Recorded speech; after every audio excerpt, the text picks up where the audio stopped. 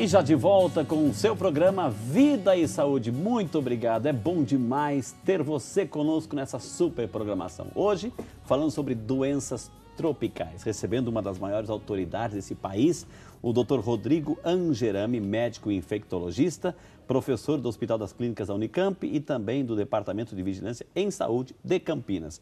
Doutor, a gente já falou um pouquinho de dengue, estamos voltando sempre, falando um pouquinho sobre leptospirose e uma das doenças tropicais também, talvez aqui não é tanto, às vezes a gente vê em alguns estados que a incidência é mais forte. Malária, o que é uma malária, doutor? Malária é uma doença, essa é um paradigma de doença tropical, né? É uma doença que tem uma incidência bastante elevada no Brasil, notadamente nos estados da região norte, mas para surpresa de muitos, é uma doença que nós temos aqui no estado de São Paulo, por exemplo. Opa, chegou já aqui também? No Rio de Janeiro. Ela existe de uma maneira endêmica, mas o número de casos é muito pequeno. Onde é que nós temos nesses estados tidos como fora extra-amazônicos? Okay. Nas áreas em que nós temos Mata Atlântica. Então, é uma doença que ocorre nas matas. Recentemente, nós estamos vivenciando um surto de malária no Rio de Janeiro. Ok. Na Petrópolis, Nova Friburgo, enfim. Regiões serranas. Regiões serranas como um todo. Então, assim, é uma incidência aumentada. Alguns casos esporádicos ocorriam historicamente, mas nesse momento nós temos mais de 10 casos num período de 2 semanas. Ou seja, ela ocorre predominantemente na área amazônica, na área de mata, mas ela ocorre de uma maneira esporádica em estados como São Paulo e Rio de Janeiro. Não vai me dizer que é um mosquito também, doutor? É uma doença de transmissão vetorial também. Okay. É causada transmitida por um outro mosquito, diferentemente da dengue, que é causada por um vírus, ou da leptospirose, que é causada por uma bactéria, né? No caso da malária, é causada por um protozoário, por um parasita. Ok. O que é um parasita, doutor? Assim, é um ser um pouco mais complexo do que uma bactéria, né? Ele tem uma capacidade reprodutiva diferente, então ele é um pouco mais sofisticado na escala evolutiva, né? E o parasita que causa malária, que é o Plasmodium, né? É um parasita com uma capacidade muito grande de causar infecção, tanto nos mosquitos quanto em humanos. Nós temos milhares de casos por ano aqui no país. Ô, diretor, a gente tem uma arte sobre malária também? Temos uma arte? Vamos lá, então. Renatinha, coloca aí, então, os sintomas da malária. O doutor pode ir falando em cima, doutor. Bom, a malária, assim como as doenças sobre as quais a gente falou até o momento, ela também tem na febre um sinal extremamente importante, que é a febre alta. Essa febre muitas vezes é acompanhada de calafrios, tremores intensos, né? As pessoas dizem que batem os queixos de tanto tremor, né? Dor de cabeça, dor no corpo, a falta de apetite também são marcadores importantes, mas a febre com calafrios, né? A presença algumas vezes da pele amarelada, dos olhos amarelados, já suscitando uma preocupação maior, uma doença potencialmente mais grave. Indivíduos que tenham se deslocado para áreas ou estados sabidamente de transmissão.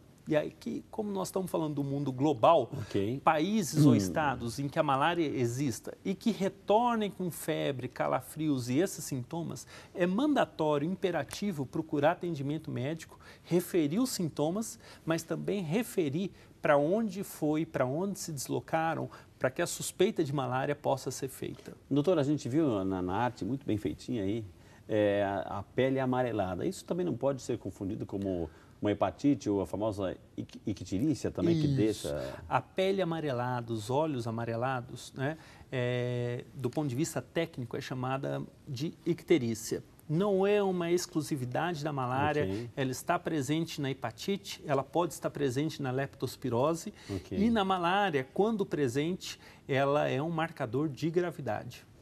A Adenilda Lisboa Pereira, de Caratinga, Minas Gerais. Obrigado, dona Adenilda, que Deus abençoe a senhora, viu, querida? Doutor, o senhor sugeriu usar a água sanitária para fazer uma desinfecção e limpar os óvulos da dengue. Eu encontrei um recipiente com larvas e coloquei cloro nelas. Por 24 horas depois disso, algumas ainda estavam vivas. Gostaria de saber se elas podem ficar resistentes ao cloro ou à água sanitária, pergunta a nossa amiga Adenilda, doutor.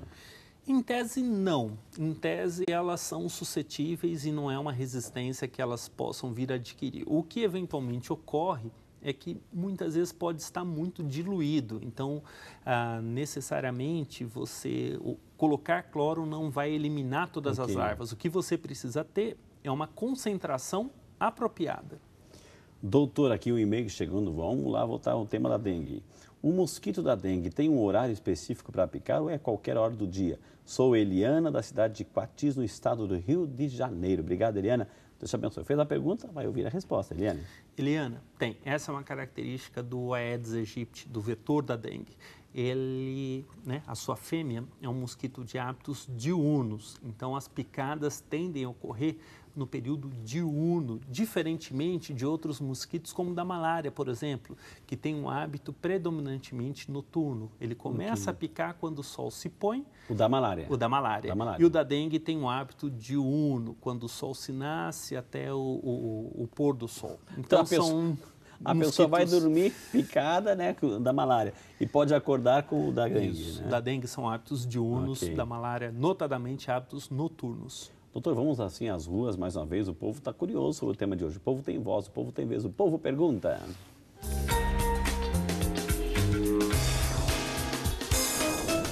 O meu nome é Luiz.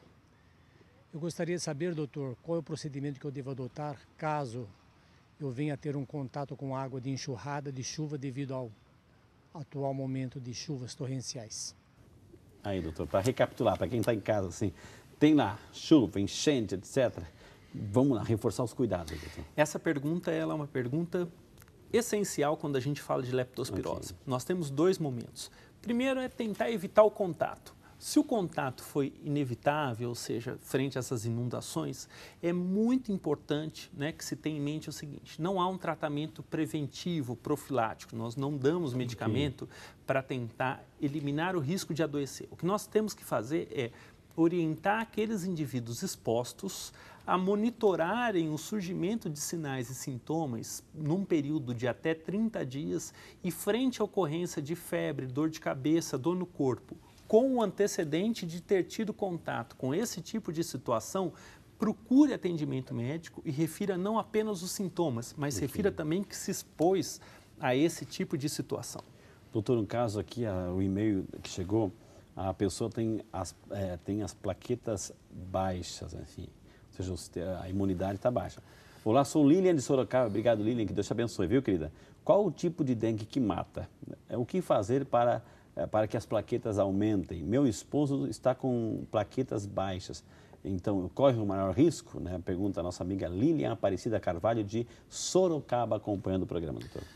Lilian, todos os vírus da dengue podem levar à ocorrência da queda de plaquetas. Indivíduos que têm queda de plaquetas, eles têm maior risco de ter sangramentos, felizmente, a recuperação da contagem de plaquetas, ela é relativamente rápida, ela tende a ocorrer com a resolução da doença, ou seja, ao final do período de febre, ainda que não estejam normais, é muito provável que já tenham subido de uma maneira bastante acentuada, Infelizmente, não há nenhum medicamento, ou alguma conduta específica quanto à alimentação que faça subir as plaquetas. Esse é um fenômeno que ocorre naturalmente como uma resposta do organismo pós o quadro infeccioso. Ok.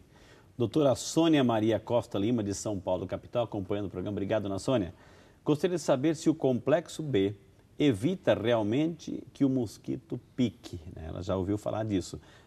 A dona Sônia, doutor. Dona Sônia, essa é uma das recomendações, medidas que muitas pessoas têm no seu dia a dia, entre as pessoas essa recomendação. Do ponto de vista científico, infelizmente, não há nenhum tipo de sustentação que coloque que o complexo B seja uma medida de fato efetiva para proteção e prevenção contra doenças transmitidas por picadas, seja a dengue, seja a malária, seja o chikungunya, O que nós temos, de fato, é evitar a picada através de não frequentar locais onde haja o mosquito ou, eventualmente, utilizar repelente. Complexo B não é uma medida cientificamente sustentável. O mesmo repelente, doutor, pode proteger tanto da dengue quanto da malária? Sim, via de regra, esses repelentes eles têm um espectro adequado para uma série de vetores, de artrópodes, muitas vezes não se restringindo a mosquitos, podendo até proteger contra a picada de carrapatos. Ô, doutor, assim, por exemplo, o mosquito é o plasmódio, né? O plasmódio é um parasita. Ele pode entrar, por exemplo, na carne do boi, na carne da vaca, e aí você vai matar você vai comer, ingerir um pedaço de carne, automaticamente também está trazendo para dentro de si esse... Não, a transmissão do plasmódio, ela pode se dar sobretudo pela picada do mosquito infectado, né? Existem outras vias de transmissão, por exemplo, transfusão de sangue, eventualmente indivíduos que utilizam agulhas contaminadas, enfim, essa é uma outra via. A contaminação por parasitas, através do consumo de carne de boi ou de suínos, por exemplo, né? É um outro parasita. A gente pode estar falando de toxoplasmose, no caso da carne de bovinos, eventualmente da cisticercose, no caso da carne de suínos. Por aí vai, né? Exatamente. Ô, doutor, assim, houve uma inundação. O rio transbordou, entrou na cidade, entrou naquela vila, o rio estava cheio de peixe. Inundação, leptospirose. Veio o peixinho, nadou por lá, passeou, enfim, ele também, em certo sentido, ele deixou a urina do rato, do roedor, entrar nele. Ou seja, a carne dele está infectada, eu vou pescar aquele peixe, eu vou comer, eu também estou... Né? Não. Em relação à leptospira, não. O que ocorre muitas vezes é que com esses transbordamentos há uma contaminação por outros tipos de materiais, esgoto. Eventualmente, você pode ter a contaminação não só com a leptospira, mas a gente pode estar falando de outras bactérias que essas sim podem eventualmente contaminar não só a água que vem a ser ingerida, mas eventualmente alimentos coletados a partir desses rios. A Lourdes de Fátima Cardoso, de Monte Alto, São Paulo. Obrigado, Lourdes. Deus te abençoe. Seu colega de trabalho contraiu leptospirose. Como foi diagnosticado rápido, ficou curado. Outro já não sobreviveu. Em um curso dado em sua cidade, foi falado que se for contraído pela fêmea que está no cio, não transmite. Já o macho é mais grave. Quer saber se essa informação procede? É a nossa amiga Lourdes de Fátima, de Monte Alto, São Paulo, doutor. Bom, eu acredito que devo estar falando de pequenos animais, animais domésticos, né? No caso de animais macho e fêmea, não há uma distinção em relação à evolução da leptospirose. Que maravilha. Ô, diretor, a gente tem assim alguma arte sobre a hemorragia também? Vamos colocar arte sobre a dengue hemorrágica para a gente amarrar bem essas doenças tropicais? Assim o doutor vai comentando também. Pode soltar, por favor, né? Aí, doutor, mais uma super arte aí, muito bem feitinha, né? Sintomas da dengue hemorrágica, doutor. Bom, a dengue hemorrágica, como nós mencionamos, ela se caracteriza pela perda do plasma, perda do líquido de dentro do vaso para fora. Complicações que podem ocorrer, a falta de ar, até pela presença desse líquido nos pulmões, a perda da consciência pela queda da pressão, a confusão, a insônia também, principalmente por queda da pressão. E a dengue é uma doença que potencialmente pode levar aí a hemorragias, seja pela queda das plaquetas, seja pela alteração dos vasos sanguíneos. Pulso fraco, a pele pálida, fria e úmida também são características de um quadro de hipotensão, de pressão mais baixa, né?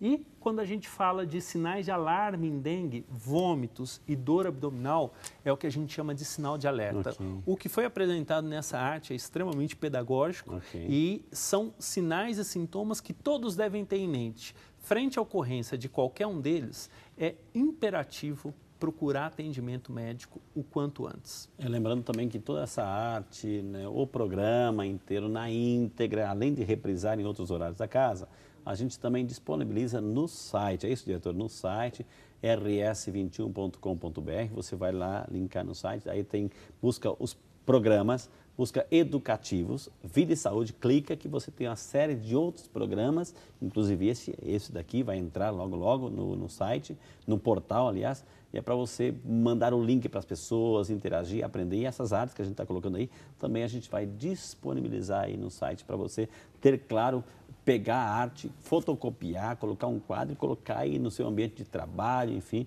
para você se proteger, viu? É um serviço de utilidade pública aí, vale a pena a gente fazer isso. A Maria Oliveira Caetano Salazar de Conchal, São Paulo. Obrigado, Ana Maria Oliveira. Gostaria de saber, tenho todos os sintomas da dengue, menos as manchas, mas estou com muita secreção. Pode ser dengue? Pergunta a nossa amiga Maria Oliveira, doutor. Maria, os sintomas da dengue, como nós mencionamos, são muito semelhantes a tantos outros. O fato de não ter a vermelhidão, que nós chamamos de exantema, não descarta a dengue. Você faz menção à presença de secreção, fica difícil nós sabermos que tipo de secreção que ela estaria mencionando, né? Via de regra, a dengue não gera secreção, não gera coriza, não gera tosse com secreção, enfim. Então, como os sintomas são muito semelhantes a tantos outros, é importante até que se busque atendimento e verifique se nós não estamos diante de uma outra doença que não dengue. Ok. Ô, doutora, a gente viu no quadro hemorrágico, enfim, o sangramento no nariz, né? A gengiva, enfim, mas no nariz. Ou seja, quando começou a sangrar no nariz, muitas pessoas se apavoram, ou seja, porque está sangrando demais dentro, já começou a externalizar o sangue, enfim. Já é uma evolução mais grave da doença? Doutor? A dengue hemorrágica, o nome que se utilizava anteriormente, né? Ela pode sim trazer hemorragias que vão desde manchas violáceas na pele, como nós chamamos das petequias, até hemorragias de grandes proporções. Pode haver hemorragia pulmonar, hemorragia gástrica, hemorragia intestinal. O sangramento nasal é alguma coisa mais corriqueira, não é das mais graves, mas ainda que para muitos possa parecer algo comum, sem grande apreensão, ela per se já é um sinal que deve levar aquele indivíduo a procurar atendimento. Pode antecipar uma hemorragia talvez de maior magnitude. Então, sinal, procura remédio, procura ajuda, né? Gente, eu vou chamar o intervalo, na sequência temos mais um bloco, vem aquele momento assim que a gente vai fazer um resumo, aquelas dicas, orientações, prevenções, então isso e muito mais daqui um pouquinho com você no seu Vida e Saúde, que volta já porque ele é seu.